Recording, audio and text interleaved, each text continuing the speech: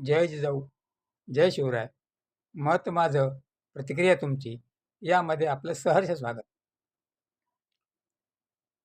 मित्रांनो, मला आज तुमच्याशी एक गोष्ट शेअर करायची आहे आणि ती म्हणजे अशी, की आपल्या राज्याला 75 वर्षानंतर शिस्त लावणारे मुख्यमंत्री, उपमुख्यमंत्री मिळाले आहेत.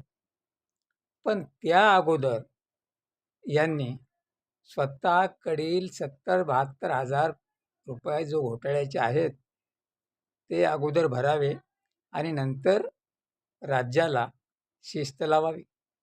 सुनेने सासूला शिकवायचं शहाणपण आता बंद करावं आणि भाडेतत्वावर घेतलेली 1500 रुपयाच्या सत्ता खाली करावी आणि घरी जाऊन बसावं. हेच मी आपल्याला या व्हिडिओमधून सांगणार आहे. तेव्हा हा व्हिडिओ शेवटपर्यंत पहा व व्हिडिओला जास्तीत जास्त लाईक आणि सबस्क्राईब करायला मात्र विसरू नका. तेव्हा आपल्या महाराष्ट्राचे परमनंट उपमुख्यमंत्री माननीय अजितदादा पवार, जे की महाराष्ट्र राज्याचे अर्थमंत्री आहेत, ते म्हणाले की मी सर्व शेतकऱ्यांना विनंती केली, त्यांना तसा आदेश दिला की तुम्ही 31 तारखेच्या आत पीक कर्ज भरा. त्यावेळेस विरोधकांनी माझ्यावर टीका केली की तुम्ही कर्जमाफी करायचं सोडून शेतकऱ्यांना पीक कर्ज भरा म्हणता.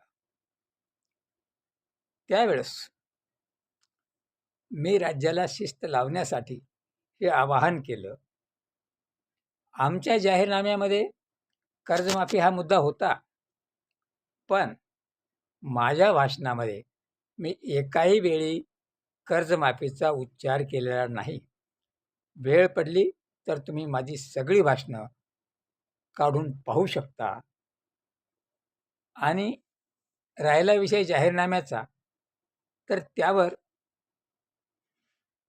माननीय मुख्यमंत्री देवेंद्र फडणवीस किंवा मंत्री आदित्य तटकरे यांनी भाष्य केलं आहे की जाहीरनामा हा 5 वर्षाचा असतो.